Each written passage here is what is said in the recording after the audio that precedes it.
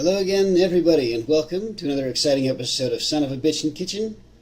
Got the hat today because I don't want to comb my hair. Got the shirt today because you don't want to stare at my armpits. So where everybody's happy. First thing I'm going to do this time, I'm going to tell you how with the ingredients you're going to need to make zucchini bread. First of all, you're going to need 3 cups of flour, a teaspoon of baking soda, a teaspoon of baking powder, a dash of salt, 3 teaspoons of cinnamon, 3 eggs, 2½ cups of sugar, a cup of vegetable oil, 3 teaspoons of vanilla, 2 cups of zucchini puree, and 1 cup of chopped walnuts. I do the walnuts a little different. I don't like nuts in my bread. As I tell people a lot of times, get your nuts out of my bread and you can understand. I think that they're like shells in my eggs. They don't belong there. So I use them, but I puree them into the zucchini. So that's the way I do things. So to prepare your zucchini, you're going to cut off the top here. Pitch that away, you don't need it. And cut off the bottom there. And same with that guy. Now the bigger zucchinis, the big fat guys like this, a lot of times they'll have a whole bunch of seeds in there, about the size of pumpkin seeds. And so those can be either crunchy or unsightly, and like we've just discussed, I don't like crunching anything. These ones, however, seem to be pretty small for the most part, so I'm not really going to worry about it. So what I'm going to do though is I'm going to quarter this, both of them.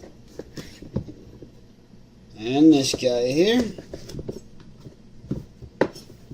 And just cut them into chunks. Because what I plan for is I'm going to drop a little bit of this in at a time into my blender. So as I'm making my puree, I can make exactly 2 cups and no more and no less. Get some of that zucchini nastiness off my fingers here.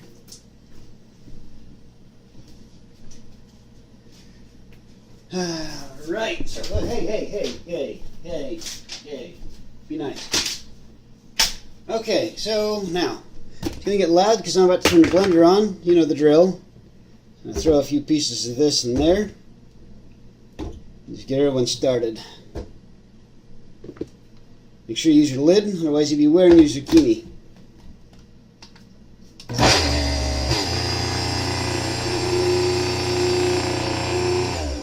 Wooden spoon. Never attempt without wooden spoon. Don't use your hands because you might lose one.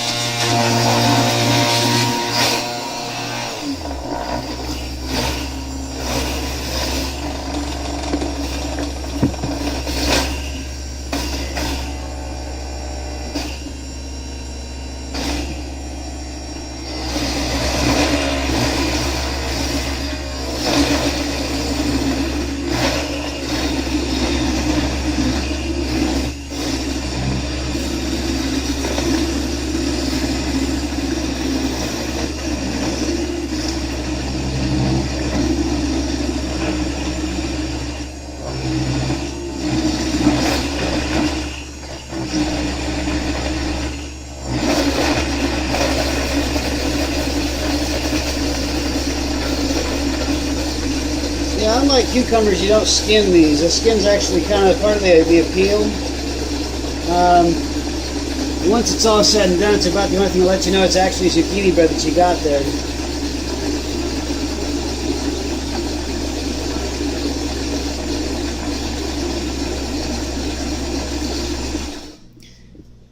Alright, well that's a little more than 2 cups, but as we oftentimes say on this show, exact science is not what cooking is. So off we go now. I keep walnuts in the freezer, and any kind of nuts for that matter, except the ones attached to my body, because they last a lot longer that way, and I don't go through nuts incredibly fast.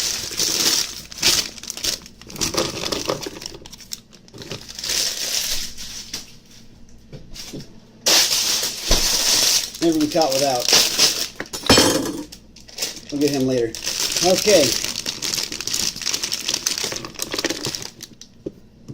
Now, it's supposed to be a cup of chopped walnuts, which means it would take up a lot less volume than this.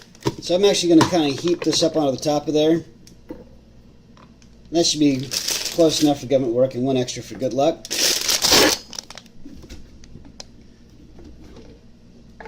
Throw that right in there. And my handy kitchen-made blender should eat that like it eats everything else. Yeah,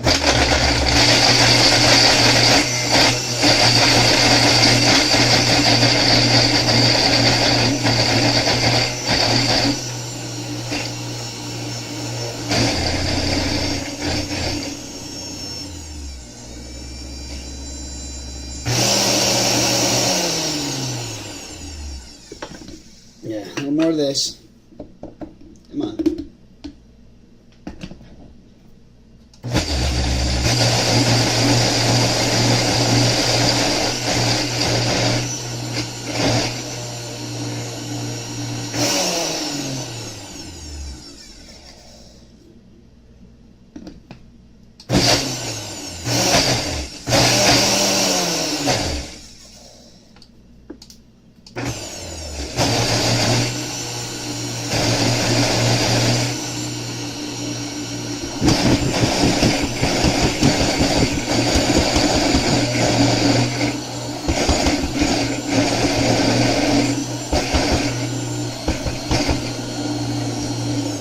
It's pureed enough anyhow. I got enough things to do without messing with that all day.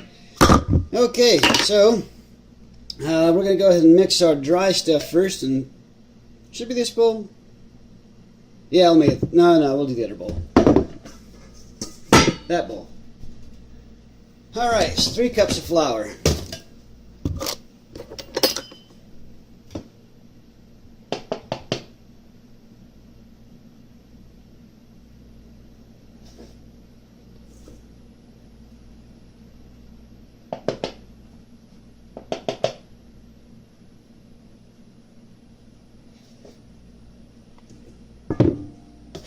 The zucchinis, by the way, are from seeds. I grew them my very own self. A little bit of love, a little bit of sun, a little bit of potassium and nitrogen fertilizers, and away you go and on your way to good zucchinis.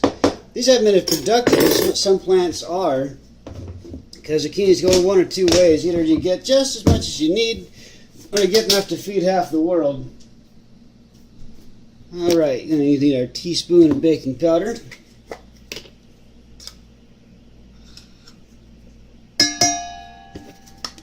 Oh, don't mind that, there's a lot of gravity in this kitchen.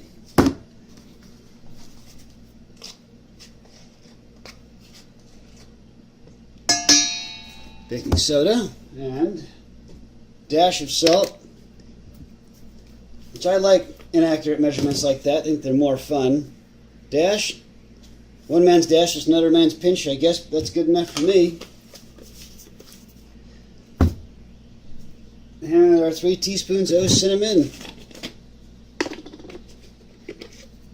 Went off and bought more cinnamon today, because this one's about done and it's probably time to be replaced anyhow.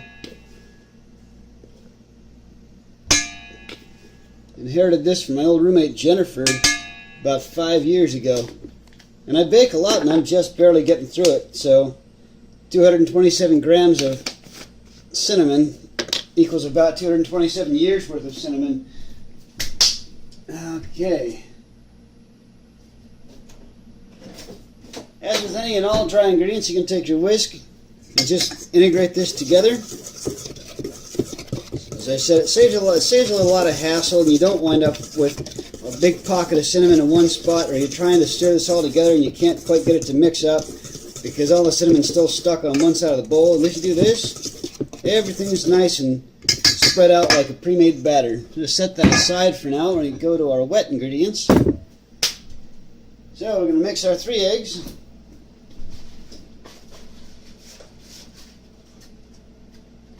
Just bought fresh from the store this morning, as I had begun to make a different video. Same criteria. Although I ran out of, or I was burning down the list, and I was telling everybody what you're going to need for this recipe, and realized I'd run out of eggs. So I said, "See, Colin, it was a good idea." Oh, see that? Now I give my name away. Now you know who I am. Whatever shall I do?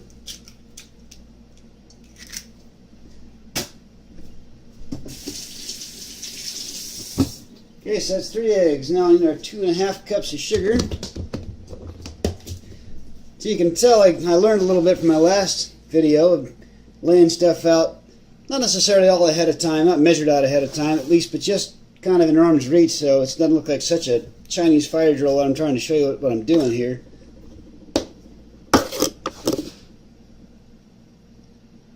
What I meant to say was ethnically unspecific fire drill.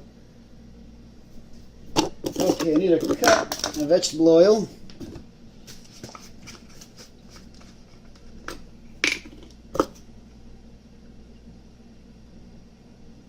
Now, for any in doubt, you're going to realize once you've got this all put together and you're eating it, that it is the best, moistest, most delicious zucchini bread you'll ever taste in your whole entire life, and that's going to be guaranteed. However, I can't take full responsibility for that, or even really partial, except for the fact I showed you how to do this.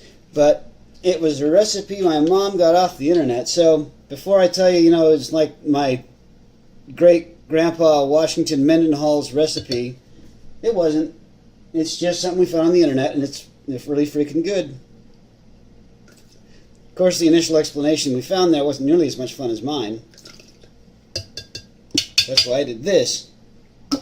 Because I find that a lot of people think that baking is a big undertaking, or you got to be 90 years old, shitting your pants and wearing a fucking apron to make this work, but you really don't. You just have to have an attitude that says, you know what, if they can do it, I can do it too. And I've always enjoyed that attitude. That's why I adopted it. Okay, on with our Oster Power Beater. One of the few things in my kitchen that's not KitchenAid. We're going to go ahead and beat this all together.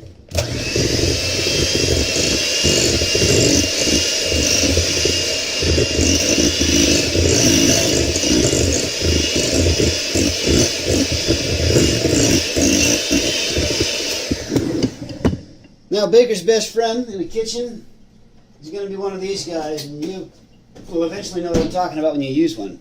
The rubber spatula. Not that special. This is the real fucking deal. And what I do with that is I'll scrape the sides of my bowl, because a lot of stuff likes to hang out there, especially you get into the flour. You got a bunch of dried ingredients on the side of the bowl there that never quite get themselves all the way up to snuff. So when you do this with it, it gets every little bit out of your ingredients you can get, because that's exactly how cheap I am. It's actually how they invented copper wire. Someone tried to fight a penny away from me.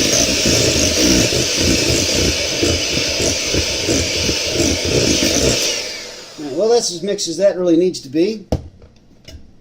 So now we're going to take this,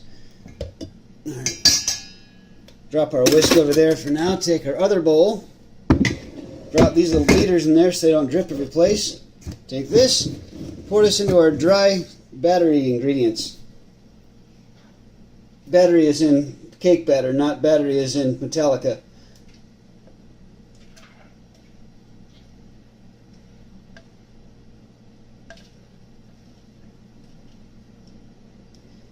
Okay, and that's there. Now we're going to beat this up a little bit.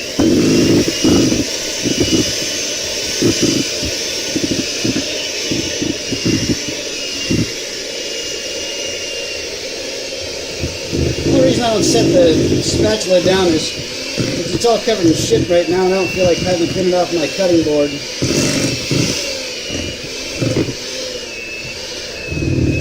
Until they make laziness a crime, I'm not going to stop doing it.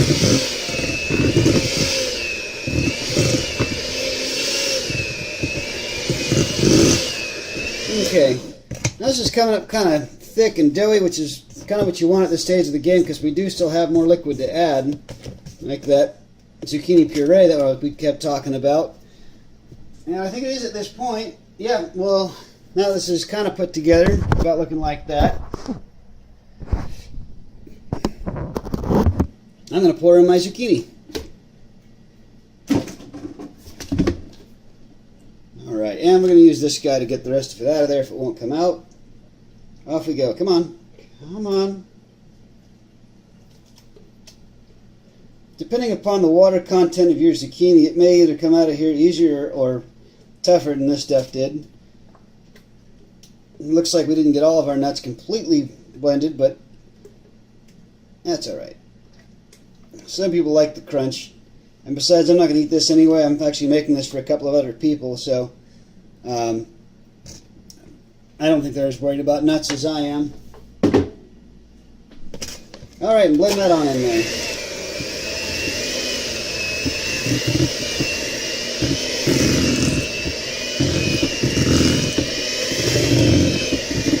Actually, I think the proper term is beat. That's what this little instrument's called, is a power beater.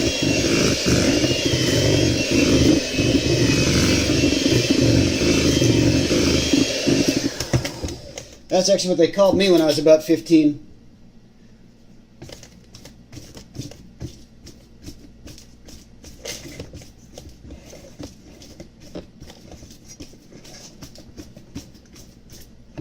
Okay.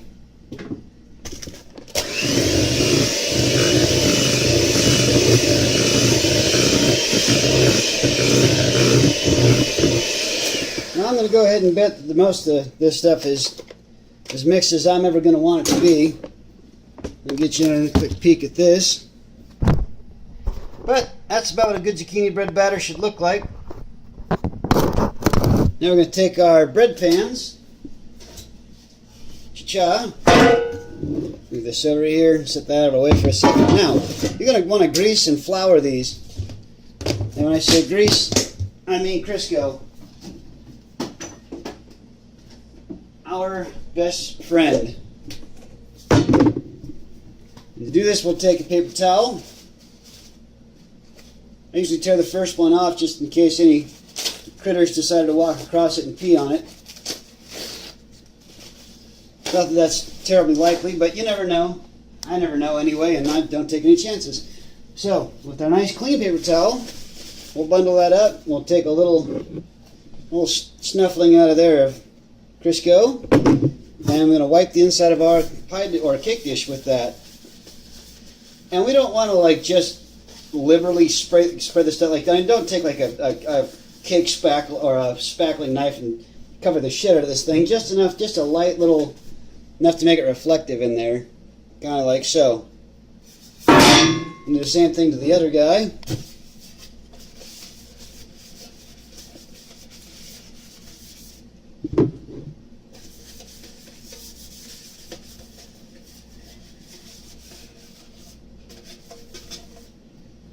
Cha. Okay, now for the flour, I need one more of these guys because I still got a bit of Crisco on my finger and it's going to drive me crazy. Cross-contaminate the flour after all, we just can't have that. Huh? There you go. Alright, so when you do this, picture yourself as the Swedish chef from the Muppets. Okay, that should be about the way that's going to work out. Done.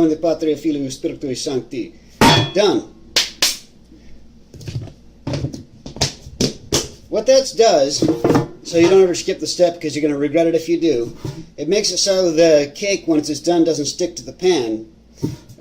Because if you don't do it, you're going to go turn this upside down and dump your cake out. And it's just going to stay there, or it's going to, about half the loaf's going to fall out, and the other half's going to be stuck to the bottom of your pan, and you might as well just throw the pan away after that. And though they're not terribly expensive, it does suck to spend all the money and time and the ingredients and the effort to do this and wind up fucking it up for a stupid reason. So just take the time to do that, and you're going to be a lot happier in the end, I promise you. All right. And here I was saying I didn't want to drop shit all over my board, and here I am doing it, so, oh well.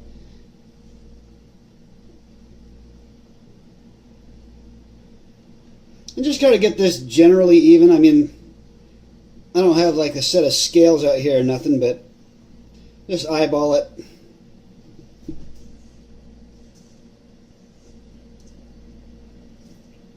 That's what I love about baking. It's one of the very few things in this life that you can do that with, where you can just say, well, that looks about right. Nothing you'll ever hear a doctor say during surgery. I mean, if he said, well, it looks about right to me, I think I'd want another doctor. That's why I didn't become one. They don't take stupid folks like me. Alright, and we're off. Now this has to bake at 325 for about 50 minutes. So they say. Now, I cooked it at 325 the last time I made this for 50 minutes. Then went to stick a shish kebab stick in there to check if it was done. And it wasn't even close. It looked like batter still. So this can take anywhere from an hour to 2 hours. But really, after the first 50 minutes, you're going to want to check on that. Excuse me. All the digestion there. You're going to want to check on this about every 10 minutes after that. Because when it comes to breads, it's really the difference between a well-cooked bread and a badly undercooked bread, or overcooked for that matter, is a difference of about 5 to 10 minutes. It can be burnt or perfect. And I'll get here eventually, but the pecan pies is particularly worse. But that's a shish kebab stick, if you didn't know. And this is what we're going to use to check to make sure this is done once all is good. So I'm not going to show that part in the video because it's going to take a while to cook, and I don't really feel like trying to splice all this together. But what you're looking for is when you stick this in there, you'll put it all the way to the base and pull it back out. And if it comes out and it's nice and clean and not terribly wet, you're good. It should steam a little bit, but it shouldn't be wet. But if you take it out and it comes out with mush and shit on it still, then you're not done. Anyway, that concludes this video. I'm going to go ahead and throw this in the oven and have it prepared for my grandmother's tomorrow. So you guys have a good day, and I'll talk to you later.